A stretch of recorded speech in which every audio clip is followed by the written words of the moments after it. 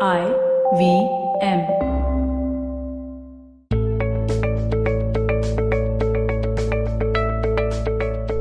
Hey guys, welcome to this week's episode of the Positively Unlimited podcast. And in this episode, I've picked an interesting word. A word that's usually a sticker on our Insta stories. It's called W for woke AF. Now, I'm not going to spell out AF for us here. I'm not allowed to, but you know what it means. However, I'm going to talk about being woke, what it means, and what we may or may not be doing right or wrong in this scenario. The one thing that our generation does not have a lack of is, causes to fight for. There are no rebels without a cause in our generation. Lord knows there is so much that needs to change in the world today. And 2020 of all the years has really shown us that. However, we all need to understand what this word means first and what it takes or what it means to be woke AF. Because at this point of time, there are a lot of us who are woke, but we are woke and angry as hell. And that's not really helping our causes or the situation.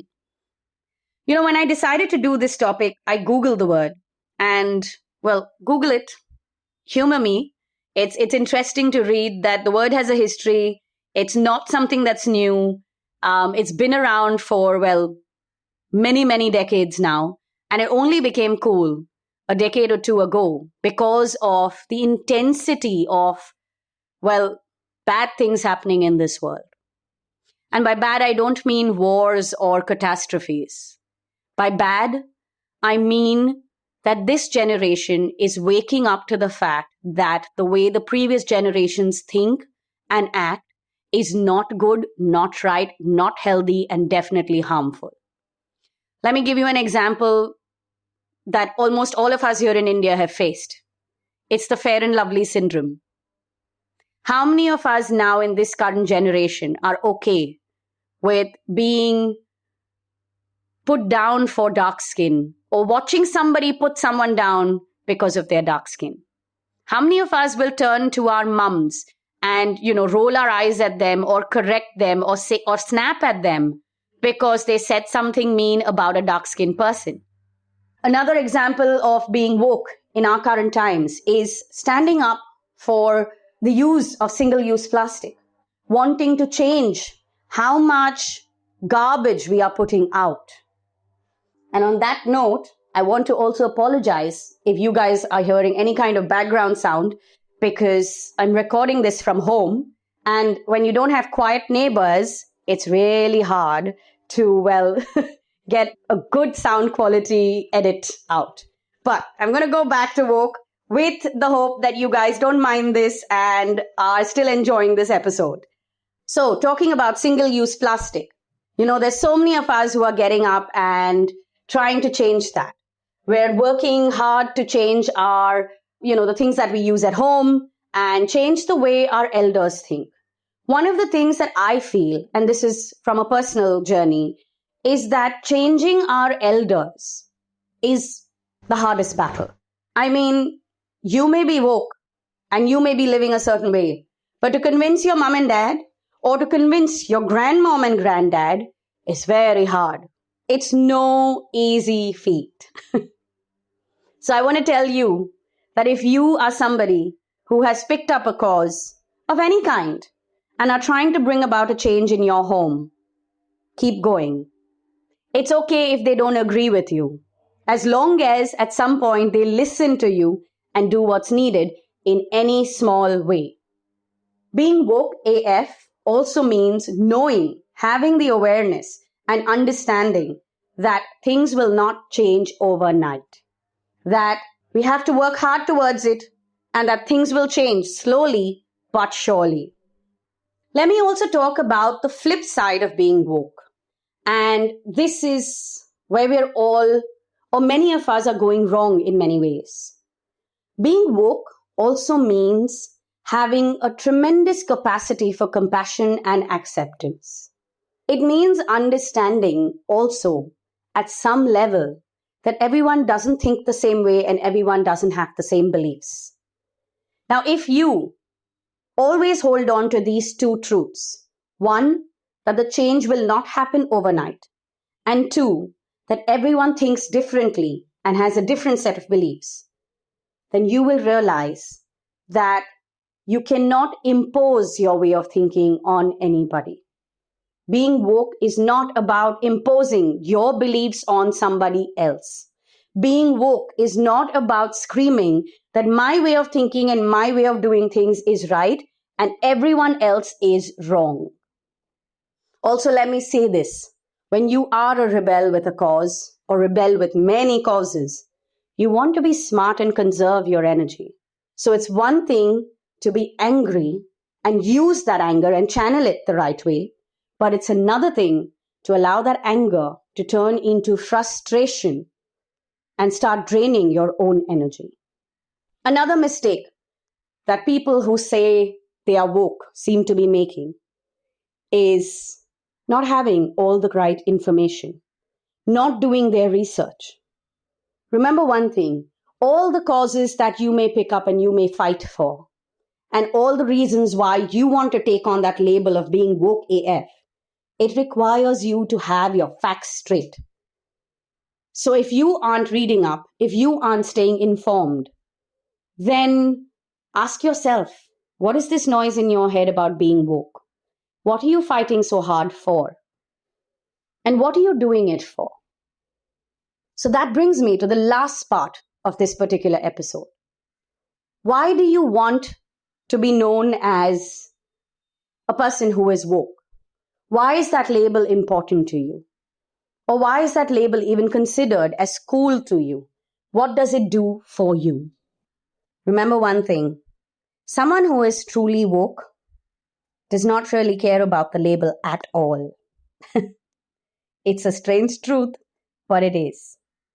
The ones who are not rebelling with a cause, but rather fighting for a cause.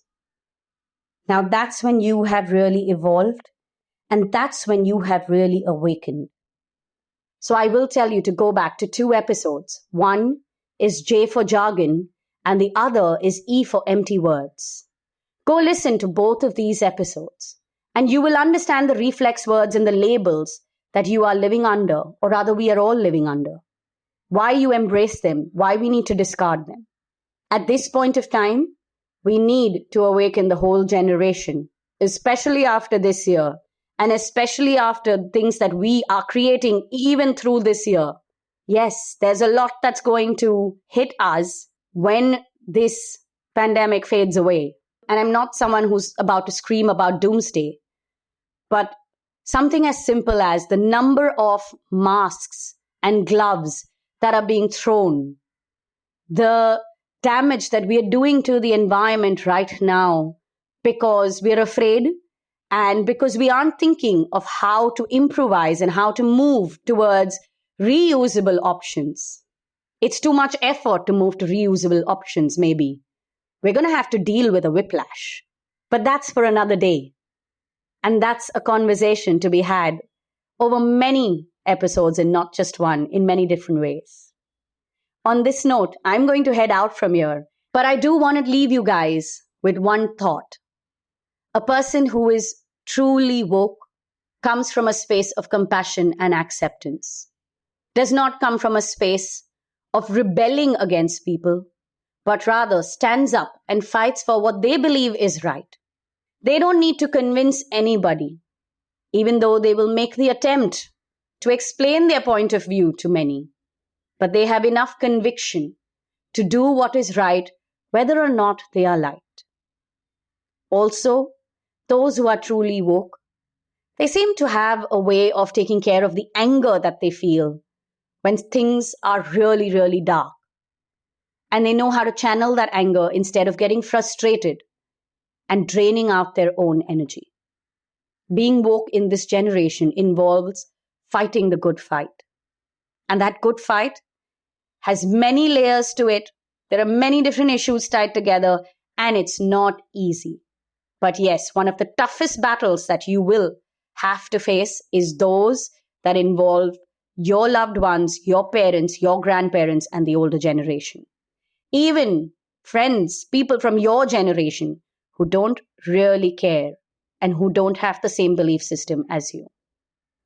But on that note, I'm going to head out from here. And let me remind you that all previous episodes are on the IVM podcast and app.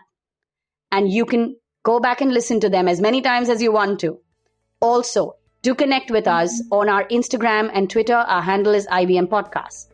And for those of you who've enjoyed this episode and this perspective on being woke, message me on my Instagram. My handle is Positivity Angel.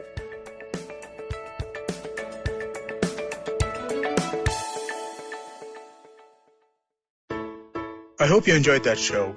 It's been a really fun week this week, as it is almost every week, but this week was particularly fun. Farmish Shahani was on Cyrus Says, great conversation over there. We had a crossover event. Vineet Kanabar, host of the Storytellers and Storytellers podcast, came on Uncle Please Sit. Really interesting conversation about the future of digital content. Besides that, it was the 50th episode this week of Agla Station Adulthood. Congratulations to Ritasha and Ayushi. But yeah, they're 50 episodes down. They had Rekha Jha as the guest on that show. On Advertising is Dead, Varun had the founders of Foxy Moron, Suvir Bajaj and Pratik Gupta on. Another really, really interesting conversation. So full of interesting conversations this week, and I hope to see you again next week. Entertainment is like food for the brain. It's a window to culture and a great way to understand the world around us. The internet has changed what it means to be an entertainer, creating new storytellers with millions of fans. It has spawned a new breed, the story sellers, those behind the scenes creating the business for this ecosystem. They work with brands, platforms and channels who are keen to capitalize on an audience hungrier than ever for more stories. I'm Vineet Kanabar, and I have a ringside view to how stories are told and sold. On my show, I bring you creators, artists, executives, and marketers for a freewheeling conversation around the business of entertainment. Tune in to Storytellers and Storysellers for personal stories, analysis, and criticism every Thursdays as I talk to the brightest minds telling or selling great stories today.